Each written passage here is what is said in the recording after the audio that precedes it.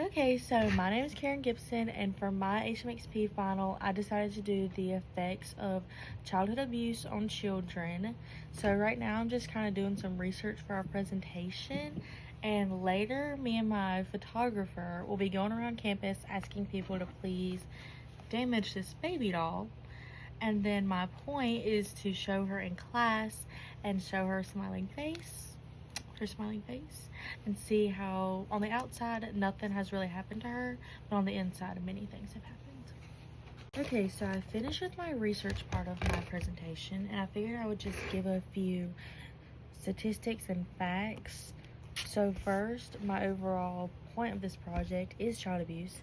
So child abuse refers to any form of physical, emotional, sexual, or psychological mistreatment or neglect of a child.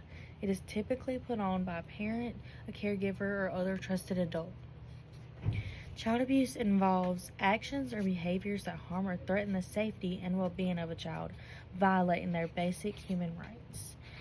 Some types of child abuse are physical harm, emotional and psychological abuse, sexual abuse, neglect, exposure to domestic violence, which isn't typically thought of as a type of abuse, but what happens with it mentally affects the child later in life with their own children, and it increases the risk that they'll abuse their own children or to abuse their spouse in the future. Some other things, I did some statistics. So according to a study done in South Carolina in 2022, 13% of 1,000 children in South Carolina were victims of abuse. In 2023, 72% of children being helped by South Carolina's child abuse centers were under 13 years old. The most common types recorded were sexual abuse, which is 40%, and physical abuse, which was 27%. Now, the most recent study done about children dying due to abuse was in 2018, and in 2018, 39 children in South Carolina died from abuse. My photographer. Hello. We're on the way to move the car. I have baby in hand. We're gonna drop some stuff off, and then we're gonna trudge around campus. Yay. So me and Caroline just got back. We're about to go outside And smash the baby. Smash the baby. Go.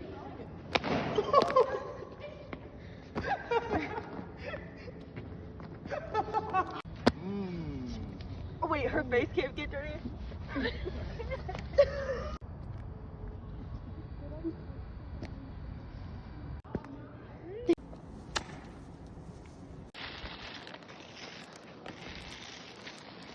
Okay, so we're done gathering our data for the day. I will say some things that I changed was originally I had planned to film myself walking up to people and asking them if they would like to be a part of it, but I ended up kind of scrapping that and just walking up to people without recording and saying are you okay with being recorded and doing this for my HMXP project, or would you just like to do it in general? Because that kind of helped me. It helped me. It was a risk for me because I don't like walking up to strangers, but it also I wanted to keep people within their comfort zone because I felt like it was only fair because it was for my project. So we ended up doing about I think 10 people got recorded, and then overall it was kind of hard to find people because it is closer to break, so a lot of people are studying or they're in their dorms or they're already at home, but we had a good amount of people want to throw down with this baby because it is final week, so it is pretty stressful. So I will show you the baby before. I did show you the baby before we smashed her down, but I'm gonna kind of give her a rinse because my point of the project is to show okay, so what I'm gonna do is rinse her off, and her face overall is pretty clear. So the point of the project is to show that a child doesn't show that they're being abused on the facial aspect of things, but then there's small damages here and there that show she is being abused. So I'm gonna pass her around the classroom and have them see her and inspect her and all the things. So I'm gonna show you her before I rinse her off. So homegirl did go through it pretty good. She's got a big, I don't know if you can tell, her head is busted at the top. There's a crack right there. And she's got a little stuff on her leg. And you'll see in the video, somebody scrapes her face down the wall outside of courtyard. So yeah, her dress is pretty dirty. I don't think there's anything on her back or anything, but her head is like on the verge of being torn off. So I think I'm gonna like just cover that up a little bit and have them find it when they get her. So this is her before. I cleaned her off, and I really did feel really bad tearing her up because I am an empath, but it was for a good cause. I do need to pass this class. Not that I'm failing, just not where I want to be. So yeah, this is before. Okay, so this is me after this is us after we wash off the baby doll. As you saw in the last clip, she had some red mud on her head. It is still on her headband, but can't really get it off the cloth. I cleaned off her face pretty good. The back of her head still pretty damaged. I can't really do anything about the crack in her skull.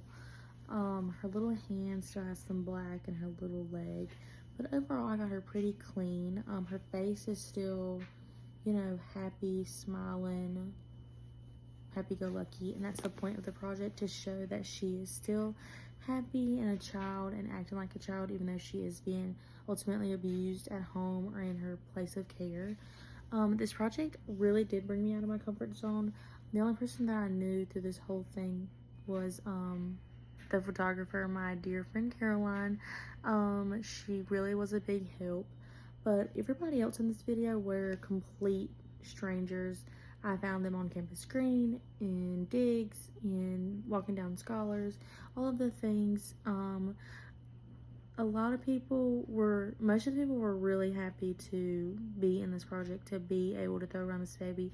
I didn't think about that, but also I do remember that it is ultimately finals week. People are stressed, and I'm asking them to throw around a baby doll.